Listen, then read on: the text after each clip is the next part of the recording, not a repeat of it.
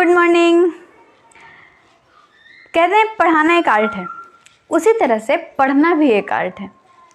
मेरा कहने का मतलब ये है कि हम लोग 4 घंटे पढ़ रहे हैं, 5 घंटे पढ़ रहे हैं, लेकिन जो 4 घंटे पढ़ रहे हैं, 5 घंटे पढ़ रहे हैं, उसमें से हम कितना % गेन कर रहे हैं। 4 पेज पढ़ लिया, 5 पेज पढ़ लिया, उस 4-5 पेज में हम कितना गेन कर पा रहे हैं, कितनी चीज़ों को समझ पा रहे हैं, कितने कॉन्सेप्ट्स को समझ रहे हैं, वो ज़्यादा ज़रूरी हो जाता है। हमने 10 पेज पढ़ लिया लेकिन उसका कॉन्सेप्ट ही नहीं समझा, तो पढ़ने का कोई मतलब ही नहीं है। तो पढ़ना भी एक तरह का आर्ट है कि किस तरह से हम पढ़ाई करें, कौन कौन से ट्रिक्स को अपना सकते हैं। कोई चार्ट की मदद से पढ़ सकते हैं, पढ़ने के बाद शॉर्ट नोट्स बना सकते हैं। यानी कि उस पढ़ाई में हम कितना गेन कर रहे हैं, कितने कॉन्सेप्ट्स को समझ रहे हैं, कॉन्सेप्चुअल तरीके से पढ़ रहे हैं, वो मायने रखता है। हम कितनी चीज़ों को याद रख पा रहे हैं, मेमोराइज कर पा रहे हैं, ये सारी चीज़ें इंपॉर्टेंट है। कहते हैं बहुत सारे विकल्प मिलेंगे रास्ता भटकाने के लिए, पर एक ही संकल्प काफ़ी है मंजिल पाने के लिए। आज की क्लास में हम लोग बायोलॉजिकल क्लासिफिकेशन पढ़ेंगे। बायोलॉजिकल क्लासिफिकेशन बहुत ही बड़ा चैप्टर है। इसमें अपन पढ़ेंगे 5 किंगडम सिस्टम क्लासिफिकेशन के कैरेक्टर्स, यानी कि कौन से बेसिक कैरेक्टर्स हैं जिनके बेस पे, जिसके आधार पर उसको क्लासीफाई किया गया है। उसको एक चार्ट में पढ़ेंगे जो कि एनसीईआरटी में दी हुई है। हम लोग एनसीईआरटी को ही फोकस करेंगे। हम लोगों को सबसे पहले एनसीईआरटी ही कंप्लीट करना है। एनसीईआरटी है सफिशिएंट है, नीट के लिए बिल्कुल सफिशिएंट है, बोर्ड के लिए भी सफिशिएंट है। हाँ, जब आपका टाइम बच जाता हो, एनसीईआरटी आपने पूरी तरीके से पढ़ लिया, अच्छे से रिवीजन कर लिया, सारे कॉन्सेप्ट को समझ लिया, फिर आपके पास समय बच जा रहा है, तो आप दूसरे रेफरेंसेस को पढ़ सकते हैं, दूसरे स्टडी मटेरियल्स के थ्रू आप जा सकते हैं, लेकिन बेस होना चाहिए एनसीईआरटी। ठीक है, हम लोग कैरेक्टर्स को पढ़ेंगे। हम लोगों को पता है कि किंगडम कितने हैं, 5 किंगडम है, मोनेरा, प्रोटिस्टा, फंजाई, प्लांटी और एनिमेलिया। ठीक है, तो मोनेरा, प्रोटिस्टा, फंजाई, प्लांटी और एनिमेलिया, इनको इनका अलग अलग डिपार्टमेंट बना दिया गया। ठीक है, जैसे बायोलॉजी का अलग डिपार्टमेंट है, फिजिक्स का अलग डिपार्टमेंट है, केमिस्ट्री का अलग डिपार्टमेंट है, उसी तरीके से मोनेरा को अलग डिपार्टमेंट दे दिया हमने, यानी कि अलग किंगडम में रख दिया। 5 को अलग अलग किंगडम दे दिए। ठीक है, कि भैया तुम्हारी राज है और तुम इसमें प्रजा को, कौन कौन से प्रजा है, तो मतलब तुम्हारे टाइप के प्रजा रहेंगे। ठीक है, यानी कि एक तरह के कैरेक्टर वाले ऑर्गेनिज्म एक किंगडम में है। समझ में आ रहा है?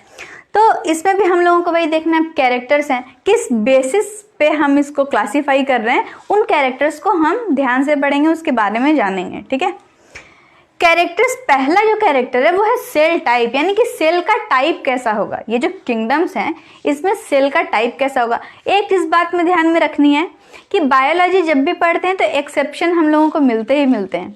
सारे में कुछ ना कुछ ऐसे ऑर्गेनिज्म होंगे जो एक्सेप्शन के रूप में मिलेंगे। जैसे कि हम लोग यहाँ पे पढ़ रहे हैं कि बॉडी ऑर्गेनाइजेशन जो एनिमेलिया का है वो टिश्यू लेवल का है, ऑर्गन लेवल का है और ऑर्गन सिस्टम लेवल का है। लेकिन जब हम लोग पोरीफेरा पढ़ते हैं तो उसमें सेलुलर ऑर्गेनाइजेशन पढ़ते हैं, तो हम लोगों को लगेगा कि यार सेलुलर ऑर्गेनाइजेशन तो हमने मोनेरा में पढ़ा था, प्रोटिस्टा में पढ़ा था, ये यहाँ पे कहाँ से आ गया। तो कहने का मतलब है कि जो चीज़ें फ्रेम में हम पढ़ रहे हैं, इसको हमें चीज़ों को ध्यान में रखनी है और वहाँ पे भी ध्यान से देखना है कि किस में कौन कौन से कैरेक्टर्स डिफाइन किए गए हैं।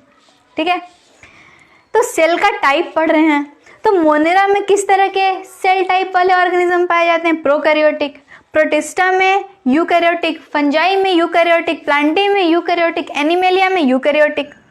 अब आप लोग एक पैटर्न आपको यहाँ से देखने को मिलेगा जो कि आपको चीज़ों को मेमोराइज रखने में आसानी होगी। जैसे मोनेरा क्या है, प्रोकैरियोटिक है। अब हम लोग देख सकते हैं कि सिर्फ मोनेरा ही प्रोकैरियोटिक है और बाकी सारे प्रोटिस्टा, फंजाई, प्लांटी, एनिमेलिया जो है वो यूकैरियोटिक में है। यानी कि इनके पास क्या है, वेल डिफाइंड न्यूक्लियस है,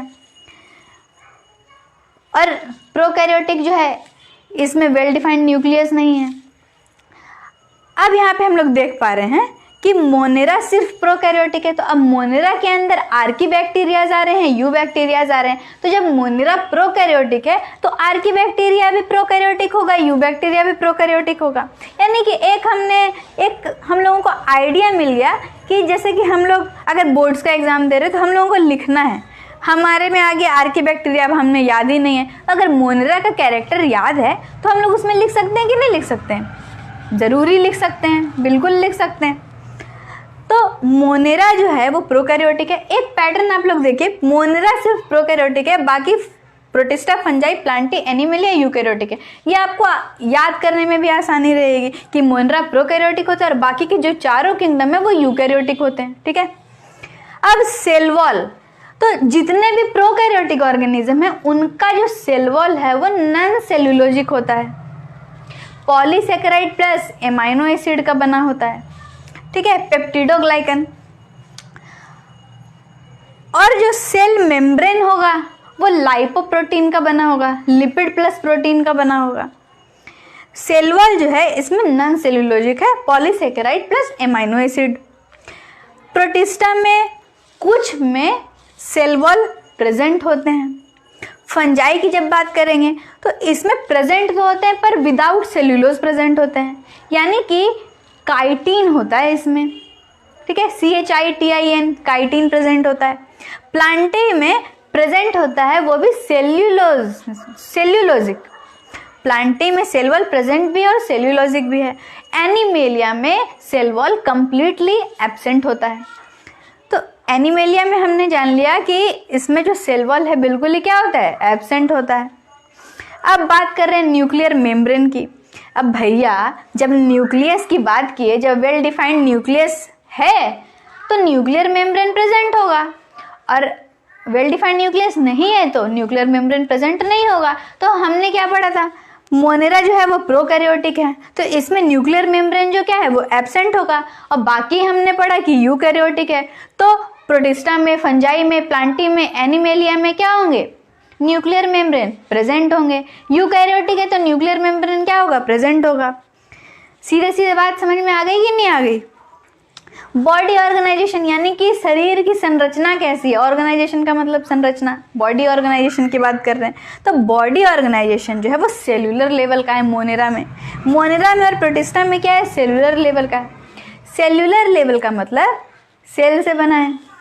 अब सेल्यूलर लेवल को भी हम लोग पढ़ते हैं यूनिसेलुलर है या मल्टी सेलुलर। यूनी का मतलब एक, सेलुलर का मतलब एक सेल का बना हुआ, यानी यूनिसेलुलर है या मल्टी, मल्टी का मतलब बहुत सारे। तो हम लोग यहाँ पे देखते हैं बॉडी ऑर्गेनाइजेशन मोनेरा का सेलुलर लेवल का है, प्रोटिस्टा का सेलुलर लेवल का है। फंजाई में मल्टी सेलुलर है लेकिन टिश्यू लूज करता है, लूज टिश्यू, ठीक है। अब ये क्या बात हो गई, मल्टी सेलुलर लूज टिश्यू। तो कहने का मतलब है कि कहते हैं कि जब सेल्स आपस में मिल जाते हैं, जब सेल संगठित हो जाता है तो एक टिश्यू का निर्माण करता है। कोशिका मिल जाती है तो उत्तक का निर्माण करती है। लेकिन यहाँ पे भैया मल्टी सेलुलर तो है लेकिन टिश्यू फॉर्मेशन नहीं कर रहा है वो, यानी कि मल्टी सेलुलर तो रहेगा, सेल्स तो उसमें ढेर सारे हैं लेकिन वो लूज कर रहा है किसको, टिश्यू को। अब बात कर रहे हैं प्लांटे की। प्लांटे में टिश्यू लेवल ऑर्गेनाइजेशन है और ऑर्गन लेवल ऑर्गेनाइजेशन है। जब एनिमेलिया की बात करेंगे तो टिश्यू लेवल का भी ऑर्गेनाइजेशन है, ऑर्गन लेवल का भी ऑर्गेनाइजेशन है और ऑर्गन सिस्टम लेवल का भी ऑर्गेनाइजेशन है, ठीक है। अब बात कर रहे हैं मोड ऑफ न्यूट्रिशन की, यानी कि मोड क्या होगा, न्यूट्रिशन का मोड क्या होगा। तो मोनेरा में मोड ऑफ न्यूट्रिशन है ऑटोट्रॉफिक। ऑटोट्रॉफिक यानी कि स्वपोषी, यानी कि अपना भोजन जो है वो खुद से निर्माण करेगा, ठीक है। अपना भोजन वो क्या कर रहा है, खुद से निर्माण कर रहा है। तो ऑटोट्रॉफिक की बात कर रहे हैं। ऑटोट्रॉफिक जो होता है फोटोसिंथेटिक भी है और कीमोसिंथेटिक भी है। मोनेरा में कीमोसिंथेटिक ऑटोट्रॉफिक भी पाए जाएंगे और फोटोसिंथेटिक ऑटोट्रॉफिक भी पाए जाएंगे। फोटोसिंथेटिक का मतलब लाइट के प्रेजेंस में, कीमोसिंथेटिक का मतलब केमिकल। अब अपन बात कर रहे हैं हेट्रोट्रॉफिक ऑर्गेनिजम्स की, कि इसमें ऑटोट्रॉफिक ऑर्गेनिज्म भी है जिसमें कि ऑटोट्रॉफिक में कीमोसिंथेटिक भी है, फोटोसिंथेटिक भी है। फिर बात कर रहे हैं कि हेट्रोट्रॉफिक ऑर्गेनिज्म भी पाए जाते हैं। अब हेट्रोट्रॉफिक में भी कौन से वाले हेट्रोट्रॉफिक पाए जा रहे हैं, तो सेप्रोफाइटिक और पैरासिटिक। सेप्रोफाइटिक का मतलब हुआ कि कोई ऑर्गेनिज्म अपना जो भोजन है वो किसी डेड या डिकेइंग मटेरियल से ले रहा हो, यानी कि जो मृत है, मृतोपजीवी इसको बोलते हैं, है ना। तो वो अपना भोजन क्या कर रहा है, मृत चीज से ले रहा है, डिकेइंग मटेरियल से ले रहा है, तो उसको हम लोग बोलेंगे सेप्रोफाइटिक। जब पैरासिटिक की बात करेंगे तो पैरासाइट का मतलब होता है परजीवी, यानी कि कोई ऑर्गेनिज्म जो है वो किसी के बॉडी में रह के उससे भोजन प्राप्त कर रहा है ना, और एक पैरासाइट के रूप में भी काम करता है, उसको हानि भी पहुंचाता है। भैया हम तुमसे खाना भी लेंगे तुमको हानि भी पहुंचाएंगे। जैसे कि जू हेयर्स के पास में रहती है, स्किन से चिमट के रहती है और खून भी चूसती है, ठीक है। एंट अमीबा वो भी हानि पहुंचाता है। तो इस तरह से वो क्या करते हैं, परजीवी जो हैं वो भोजन भी ग्रहण कर रहे हैं, उसको हानि भी पहुंचा रहे हैं, यानी कि एनिमल्स में भी हानि पहुंचाते हैं और ह्यूमंस में भी पहुंचाते हैं, यानी कि जानवरों को भी संक्रमित करते हैं और ह्यूमंस को भी संक्रमित करते हैं। जोंक हो गया, वो क्या भैया पेट में रह रहा है और आपको हानि भी पहुंचा रहा है, अपना भोजन भी ले रहा है और आपको हानि भी पहुंचा रहा है, यानी कि एक पैरासाइट के रूप में काम कर रहा है। तो ये चीज़ें वो कर रहे हैं कि आपसे खाना भी ले रहे हैं और आपको हानि भी पहुंचा रहे हैं, यानी कि उनका तो प्लस हो रहा है लेकिन आपका क्या हो जा रहा है, माइनस हो जा रहा है। प्लस माइनस वाला कॉन्सेप्ट आ जा रहा है इसमें। अब प्रोटिस्टा की बात करेंगे तो प्रोटिस्टा में भी ऑटोट्रॉफिक है, इसमें फोटोसिंथेटिक भी है और कीमोसिंथेटिक भी है और हेटेरोट्रॉफिक भी है, हेटेरोट्रॉफिक न्यूट्रिशन भी है इसमें। अब फंजाई की जब बात करें तो फंजाई जो है वो हेटेरोट्रॉफिक है। हेटेरोट्रॉफिक में सेप्रोफाइटिक और पैरासिटिक है।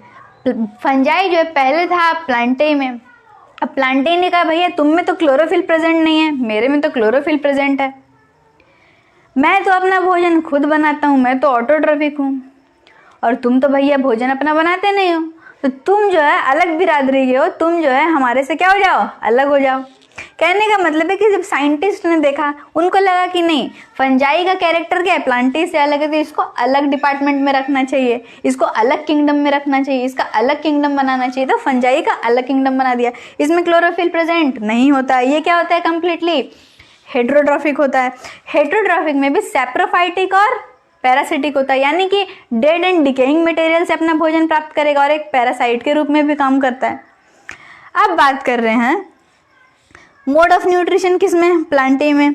अरे भैया हम लोग सारे जो लोग हैं प्लांट से इतना सारा भोजन प्राप्त कर रहे हैं, तो हमें पता है हम लोग तो हेटेरोट्रॉफिक हैं, अपने भोजन के लिए किस पे हैं, दूसरे के ऊपर में डिपेंडेंट है, ठीक है। तो ऑटोट्रॉफिक में ये कैसा ऑटोट्रॉफिक है, फोटोसिंथेटिक ऑटोट्रॉफिक है। प्लांटे में जितने आ रहे हैं वो फोटोसिंथेटिक ऑटोट्रॉफिक वाले आ रहे हैं, यानी कि लाइट के प्रेजेंस में क्या कर रहे हैं, अपना भोजन बना रहे हैं। अब एनिमेलिया की बात करेंगे तो एनिमेलिया जो है वो कंप्लीटली हेटेरोट्रॉफिक है। हेटेरोट्रॉफिक में कैसा हेटेरोट्रॉफिक है, होलोजोइक है और सेप्रोट्रॉफिक है। होलोजोइक है और सेप्रोट्रॉफिक। अभी तक हमने दो तरह के हेटेरोट्रॉफिक में दो तरह के न्यूट्रिशन की बात की थी, एक तो सेप्रोफाइटिक, एक पैरासिटिक। अब आ गया होलोजोइक। अब ये होलोजोइक क्या होता है भाई, होलोजोइक न्यूट्रिशन क्या होता है, तो होलोजोइक जो है वो 4-5 स्टेप को लेता है, 5 स्टेप को लेता है। पहले इंजेशन करेगा, फिर डाइजेशन करेगा, फिर एसिमिलेशन करेगा, फिर एब्जॉर्प्शन करेगा, फिर एक्सक्रीशन भी करता है, ठीक है। 5-6 स्टेप हैं इसमें। इंजेशन कर रहा है यानी कि अपने मुंह के थ्रू क्या कर रहा है, खाना खा रहा है, उसके बाद उसका डाइजेशन का प्रोसेस हो रहा है, उसके बाद उसकी बॉडी क्या कर रही है, एसिमिलेशन कर रही है, फिर एब्जॉर्प्शन कर रही है, एब्जॉर्प्शन के बाद क्या कर रही है, एक्सक्रीशन कर रही है। तो ये 4-5 स्टेप आ गए इसमें। ये होलोजोइक न्यूट्रिशन है, यानी कि इंजेशन भी होगा, डाइजेशन भी होगा, एसिमिलेशन भी होगा, एब्जॉर्प्शन भी होगा और एक्सक्रीशन का भी प्रोसेस होगा, तब उसको अपन बोलेंगे कि होलोजोइक न्यूट्रिशन है। तो हम लोगों का न्यूट्रिशन किस तरह का है, मोड ऑफ न्यूट्रिशन हमारा क्या है भैया। अब ये सारी चीज़ें पता चल गई कि इंजेशन भी हो रहा है, डाइजेशन भी हो रहा है, एसिमिलेशन भी हो रहा है, एब्जॉर्प्शन भी हो रहा है और एक्सक्रीशन भी हो रहा है। तो हमें लग रहा है कि भैया ये सारी चीज़ें हम तो करते हैं, हम लोगों में तो होती है, ह्यूमंस में तो होती है। तो ह्यूमंस में कुत्तों को देखा होगा आसपास में, घर में भी होते हैं, तो वो लोग भी क्या करते हैं, यही काम करते हैं, भोजन लेते हैं, डाइजेशन करते हैं, फिर उनका एसिमिलेशन होता है, एब्जॉर्प्शन होता है, फिर एक्सक्रीशन होता है, ठीक है। तो ये हो गया होलोजोइक न्यूट्रिशन। अब सेप्रोट्रॉफिक की बात करें, ठीक है, तो ये सारी चीज़ें हमने पढ़ी कि एनिमेलिया में हेटेरोट्रॉफिक है, उसमें होलोजोइक भी है और सेप्रोट्रॉफिक भी है। हमने मोनेरा पढ़ लिया, प्रोटिस्टा पढ़ लिया, फंजाई पढ़ लिया, प्लांटी पढ़ लिया, एनिमेलिया पढ़ लिया, तो हम लोग एक पैटर्न मिल गया, ये एक चार्ट मिल गया जो कि आपको पूरे कंप्लीट बायोलॉजिकल क्लासिफिकेशन वाले चैप्टर में मदद करेगी।